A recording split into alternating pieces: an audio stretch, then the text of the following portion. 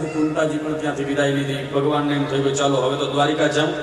અને જ્યાં દ્વારિકા જવા તૈયાર થયા અને એટલામાં સમયમાં ભગવાનને સમાચાર મળી ગયા કે તમારો ભક્ત, પરમ પ્રિય ભક્ત શ્રી મહારાજ ભીષ્મ એ તમારી પ્રતીક્ષા કરે છે. મહાભારતના યુદ્ધ વખતે એના શરીરમાં લાગેલા અનેક બાણ દ્વારા, સર્પ દ્વારા તમારી પ્રતીક્ષા કરે છે. બાણસૈયામાં કુરુક્ષેત્રના મેદાનમાં સદા છે. પ્રભુ આપ જલ્દી ત્યાં પધારો. અને એવાના સમયમાં ભગવાન શ્રી દ્વારિકાનાથજી પાંડવોને લઈ, ઋષિઓને લઈ અને કુરુક્ષેત્રના મેદાનમાં સરસૈયામાં સુતેલા મહારાજ ભીષ્મ દાદાની પાસે પધારે છે. અને એવાને સાથે પધારતાની સાથે ભીષ્મ દાદાએ દ્વારકાનાથજીને જોયા અને એક શ્લોકમાં દાદાએ ભીષ્મ દ્વારકાનાથજીની સ્તુતિ કરી. સદેવ દેવો ભગવાન પ્રતીક્ષતાં કલેવરં યાવદિદહિનોમ્યહં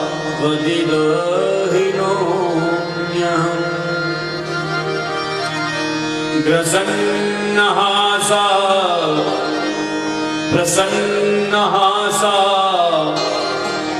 ઋણલોચનોલસન મુખાંબુજોધ્યાં નપથસ્તુ સદેવ દેવો સદેવ દેવ. હે દેવાધિદેવ, हे द्वारिकानाथ जी, प्रतीक्षता. जब तक ये मेरा शरीर न छूटे तब तक प्रतीक्षा करो. सदैव देवो भगवान प्रतीक्षता. जब तक मैं न बोलूं, मैं जब तक न निकलूं तब तक तुम खड़े रहो.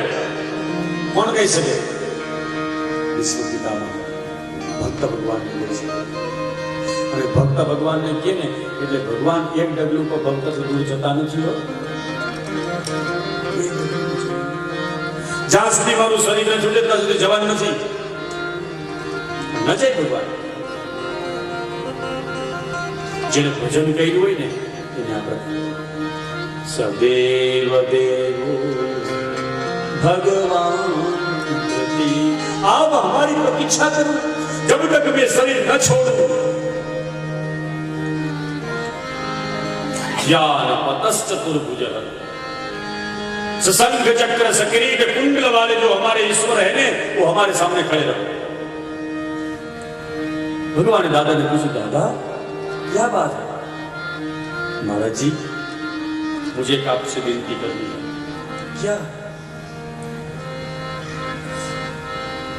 आज तक मेरी कन्या मेरे किसी से विवाह नहीं किया. मेरी इच्छा है मेरी बेटी को आपसे विवाह करवा दो. भगवान द्वारकानाथ जी कही, दादा તમે તો બાલ બ્રહ્મચારી છો, તમારે બેટી તમારે દીકરી. હા કઈ મતી યતિ અને યતિ મારે તમને કરવું છે. ભગવાન દ્વારકાનાથજી કહ્યું, મહારાજ જતા જતા એક મારું કામ કરતા જાવ ને. ભગવાનને પણ ભક્ત પાસે જ્યાં પોતાની ચોલી ફેલાવી પડે એવું કોઈ ભગવાન અને ભક્તનો જો કોઈ અદ્ભુત સ્વરૂપ હોય ને તો માત્ર ને માત્ર અહીંયા ભીષ્મ પિતામહ દ્વારકાનાથજી છે. કે ભીષ્મ પિતામહ પાસે પણ ભગવાન દ્વારકાનાથજીને ચોલી ફેલાવી પડી છે. મહારાજ મારું પર જતા જતા થોડું કામ કરતા જાવ. કહ્યું તમારી પાસે જે જ્ઞાન છે ને એ પાંડવોને આપતા જાવ, અર્જુનને દેતા જાવ. મહારાજ ભીષ્મ દાદાએ કહ્યું કે મારું જ્ઞાન છે કે હા પ્રભુ આપનું આપેલું છે બરાબર છે, પણ અત્યારે તો તમે જ્ઞાની છો, દેતા જાવ. ભગવાને અર્પણ કર્યું છે. પછી તો કહ્યું મહારાજ હવે હું જાઉં છું, ઉત્તરાયણ નજીક છે, ઉત્તરાવસ્થા નજીક છે, શરીર ધીરે ધીરે ધીરે ધીરે શાંત થતું રહ્યું છે. હમણાં જ પ્રાણ છૂટી જાય પહેલા જરાક તમારી સ્તુતિ કરી દો. અને ભીષ્મ દાદાએ ગાયેલી સ્તુતિ, ભીષ્મ પિતામહે ગાયેલી સ્તુતિ અદ્ભુત છે. શ્રીમદ ભાગવતજીના પ્રથમ સ્કંદમાં 3 સ્તુતિ છે. પહેલા ઉત્તરા સ્તુતિ, પછી કુંતા સ્તુતિ અને પછી ભીષ્મ સ્તુતિ.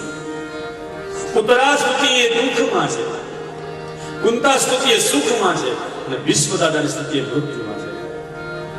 तीनों स्तुति आइए दोनों का श्रवण किया.